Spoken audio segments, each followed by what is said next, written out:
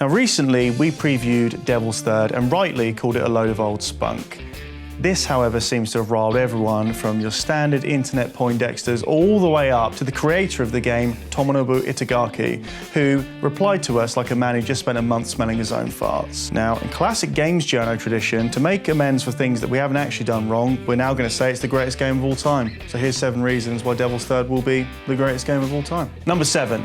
It will unleash a torrent of boiled piss. There'll be nothing in video games this year that stacks up to the amount of outrage Devil's Third is going to cause. Sony's Christmas offerings being tighter than a Dickensian orphanage, Kojima's name being removed from Metal Gear Solid 5, these things will not matter. Just imagine the looks on the hordes of people who form Itagaki's super caffeinated army of dickheads when they finally get hold of Devil's Third, and in fact it's not video game journalists banding together to hurt their idol, it's just shit. I'd say they were going Super Saiyan, but I'm not a cunt. Point 6, we'll get to see Itagaki's rage. Credit where it's due, Itagaki made a stone cold classic with Ninja Gaiden, but that was 11 years ago. I mean, some of you probably weren't even born 11 years ago, you scum. Point is, he's not actually done a lot since then. He's done a director's cut version, a sequel that wasn't as good, a detestable volleyball simulator. So after Devil's Third comes out and reviews worse than a new version of Coke that tastes like liquid dog shit, he's gonna have to go out there and defend it, as he has done already. And then what are we gonna get?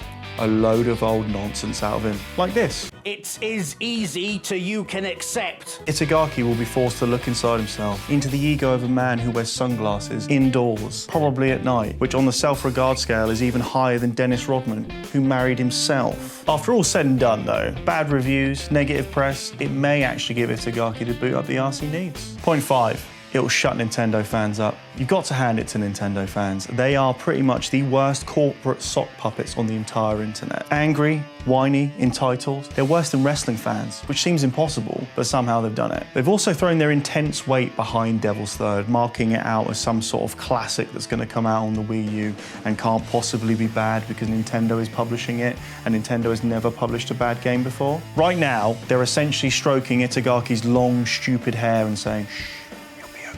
Then, when Devil's Third launches, and it's a load of old shit, who are they going to blame?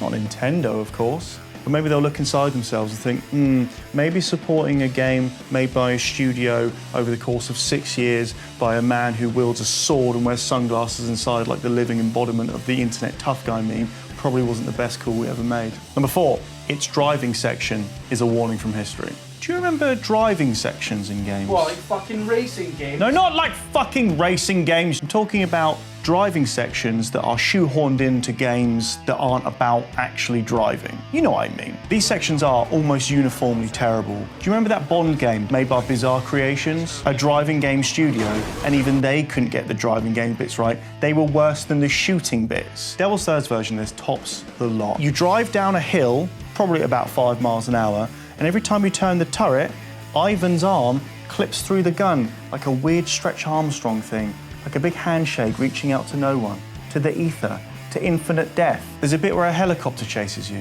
The car handles like a pissed cow. It has one redeeming feature.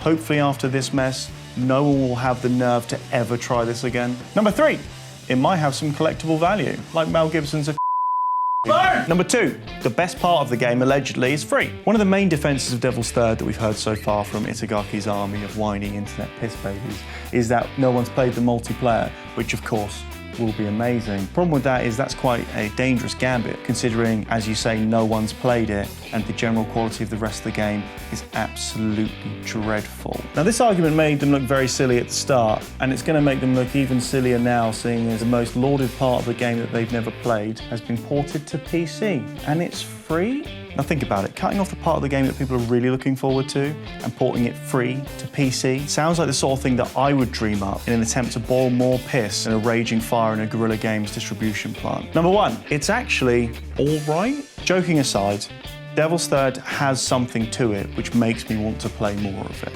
Now, there's been plenty of it's so bad it's good arguments, mainly about video games or Coca-Cola or Steven Seagal movies, and maybe not heroin, because those things don't really go together.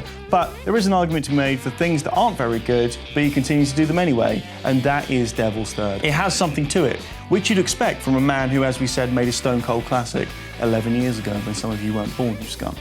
So I'm looking forward to actually playing more of Devil's Third, despite the fact that I think it's going to be uniformly rubbish. And that's why it's going to be the greatest game of all time.